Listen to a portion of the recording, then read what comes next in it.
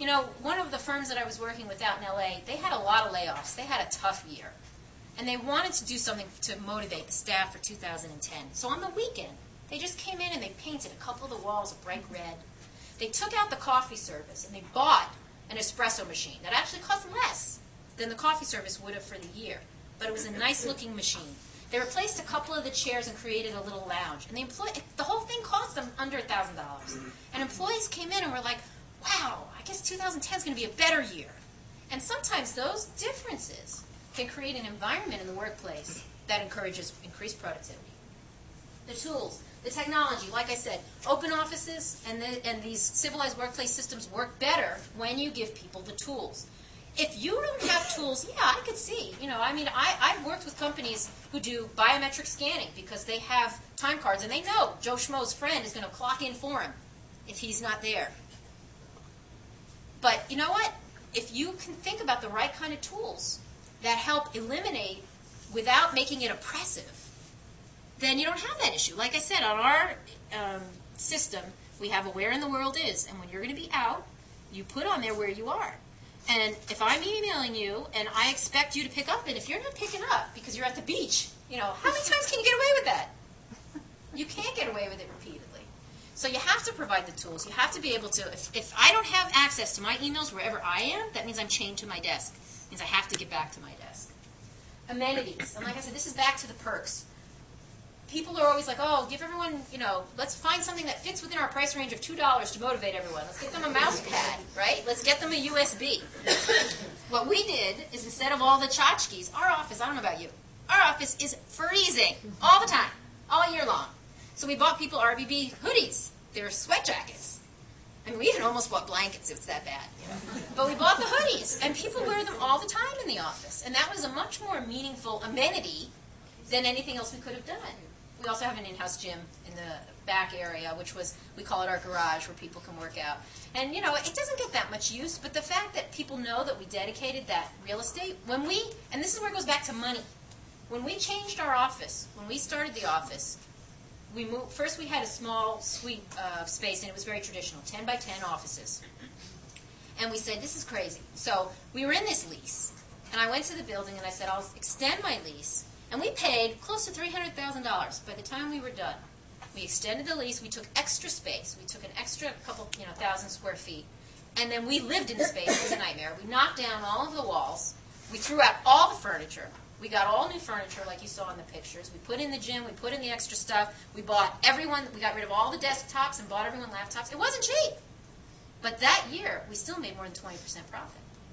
And I can tell you, it's because the investment we made in putting in those things allowed us to be more efficient.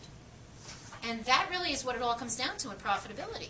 And actually, even in terms of things like people used to have a desktop and a laptop. And you got to maintain the IT on both of those. Now they only have one. Take it with you when you go home.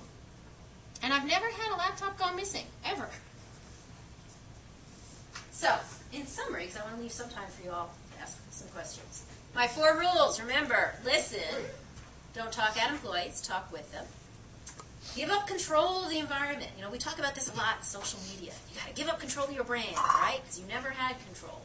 And even in the workplace, I would suggest to you that most workplaces have 2 cultures. They have what the company wants the culture to be, what they've written about it on paper, and the reality of what really happens in the workplace. If you can really assess what's going on in a workplace and recognize this is where we are, this is not where we want to be. We don't want to be a culture of fear, where jerks rule, where people are apathetic, where they don't try, where they're not innovative. Then slowly you can start to figure out how to move people to the desired place. Next part is, as I said, those go behaviors. Avoid policies aimed at stopping behaviors. And provide tools and policies to accelerate positive behaviors. You know, get rid of the policies that say you may not, you will not, you cannot. And think about, instead, policies should be things that talk about what you should be doing to make the company better. Trust.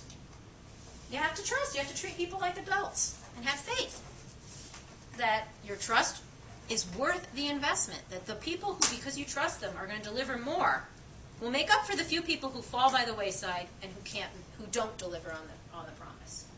And you know what? And even if you don't, think about it this way. how many times, even in environments where there's a lot of rules, somebody still finds a way to cheat?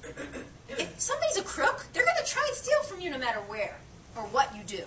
And you can't run your business for the few who might try and take advantage. You have to run your business to try and promote the larger, the majority, who can help your business grow. And then lastly is the one culture. There can only be one culture. Can't be different rules or environments for the higher-ups than there are for everybody else. And my final word is that your brand is not defined by what you say about it. It's defined by what your employees say and do. Does this look like a happy employee? Does this look like someone who you want representing your brand? An employee who doesn't care? You know, we always talk about, you know, the way our brand and marketing works, and so often when I talk to clients about marketing, I try and talk about internal communications, and people look at me and go, we have someone else who does that. And I go, yeah, but, you know, if you're going to be the clients who talk about quality and who are there, and then they call your customer service and they get someone chewing gum who's like, I don't know, what does that say for your brand? Your brand is not defined by what you say about yourself. The number one face of your brand is the people who work within your company and tell others. Because what happens at cocktail parties? You all talk about the jerks in your workplace. Ah, you won't believe what happened to me. Or you won't believe this guy who works there. And they keep promoting him, right? This is what happens. Those are the things that people, and then do I want to do business with? I don't want to do business with that company if they promote jerks. So with their support, if you have employee support, you will not only deliver on your brand promise, but you will achieve strong financial success. And as I said, when I look at the success that we've had, it could not have happened if employees hadn't built the agency. And more often than not, they're the ones who tell us what we need and don't need. We've actually fired some clients because they've been rotten to our employees. Best morale booster ever is when an employee feels like you take their side. But, you know, that difference of employees feeling as though they have control makes them all little entrepreneurs. And once they have ownership, they will work with a passion equal to any managers, if not better. And so, you know, as I said, the last thought to think about is when you're looking at a civilized workplace, the value of that jerk who currently may bring in 5% of your revenue, but who on the back end is costing you money all down here that maybe you don't talk about. If you can go to your HR and your CFO and your CEO and use some of these tools that are, as I said, the studies that have been done, it's a clear case to me that a civilized workplace is a better workplace all the way around.